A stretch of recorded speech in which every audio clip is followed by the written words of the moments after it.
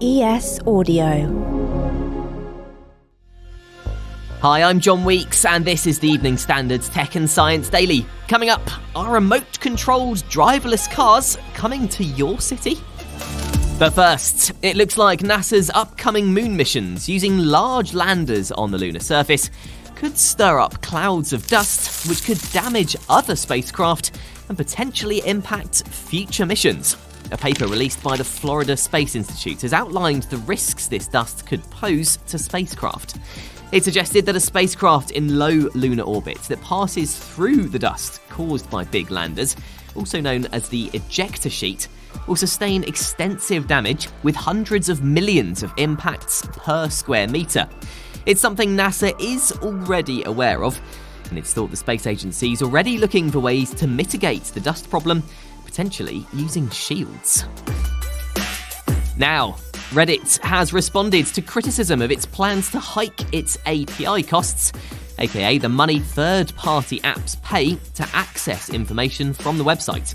Yesterday, we told you about the owner of Reddit app Apollo claiming the API changes would cost them $20 million a year just to keep the app running.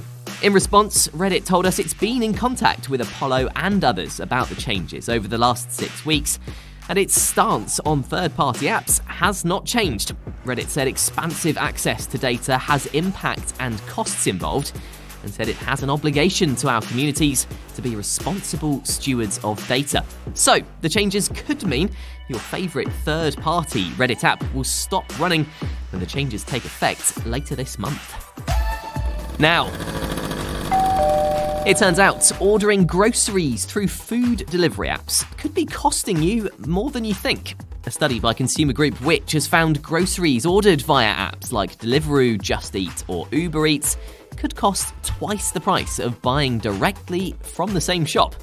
It also found that Amazon is charging up to 45% more for Morrison's products than if they were bought from the supermarket's own website, which compared the price of 15 popular grocery items at 5 major supermarkets against the cost of ordering the same items from the same supermarket to the same postcode via a delivery app, and found almost all of the items were either more expensive on the delivery apps or the same price. Boris Johnson has said he sent all unredacted WhatsApps directly to the COVID-19 inquiry. The former Prime Minister told the inquiry's chairwoman Baroness Hallett he would like to do the same with messages that are on an old mobile phone he stopped using due to security concerns. It's ahead of a legal clash between the probe and the Cabinet Office over access to the messages.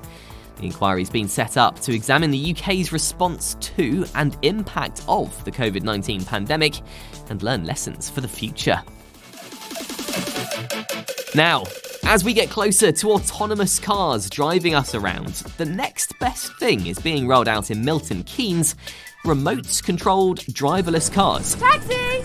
British startup Imperium Drive is behind the service, called Fetch, which allows you to hire unmanned taxis to drive you around. But these aren't autonomous vehicles. They're actually driven by a real-life person controlling the car in a control centre using a gaming-style steering wheel and pedal setup, and a series of cameras to achieve a 360-degree view around the car. Imperium Drive plans to expand Fetch to more places in the UK, with a focus on airport transfers and other areas.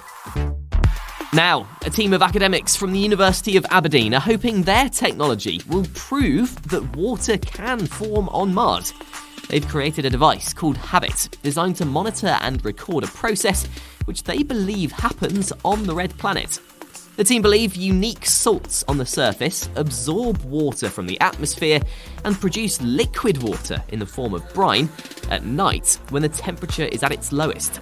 The Habit device is set to be sent to Mars in the next 5 to 10 years, and the team behind it say they're excited by the possibility of answering some age-old questions about the existence of water and life on Mars. Coming up, why cupping and microneedling might actually be good for your skin, and why South Korea used AI to weigh Kim Jong Un. Why not hit follow and give us a rating during the break?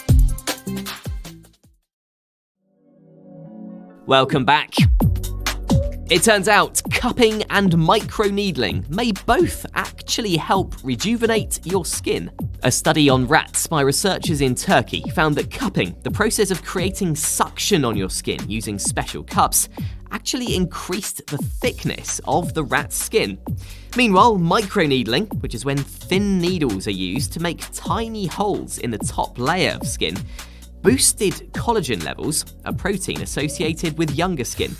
The findings from the Kitchener Research and Training Hospital study also suggest that a combination of microneedling and cupping might be effective for facial rejuvenation treatments. Now, South Korea has used artificial intelligence to work out the weight of North Korean leader Kim Jong Un. Yoo Sang-bum, a member of the Parliamentary Intelligence Committee, told reporters that he was estimated to weigh over 140 kilograms, according to AI analysis. He didn't reveal the software they used, but said the North Korean leader was believed to be suffering from a severe sleeping disorder, as intelligence shows that North Korea has been intensively collecting the latest medical information on insomnia treatment. And finally, earlier this week, we told you how Gen Zers were opting for old-school flip phones. Now, though, Motorola's just released its brand new flip phones. They're the latest versions of its modern-day Razr series, but this time the Razr 40 Ultra has a big screen on the outside cover. It replaces the much smaller screen from the last model, and Motorola says you can use almost any app on it. The tech firm also announced what is the most affordable new flip phone, the Razr 40, which comes in at under £800. That's £200 cheaper than its Samsung rival, the Z Flip 4. You're up to date. Come back at 4 o'clock for the Leader podcast for the latest news from the Evening Standard. We'll be back on Monday afternoon at 1. See you then.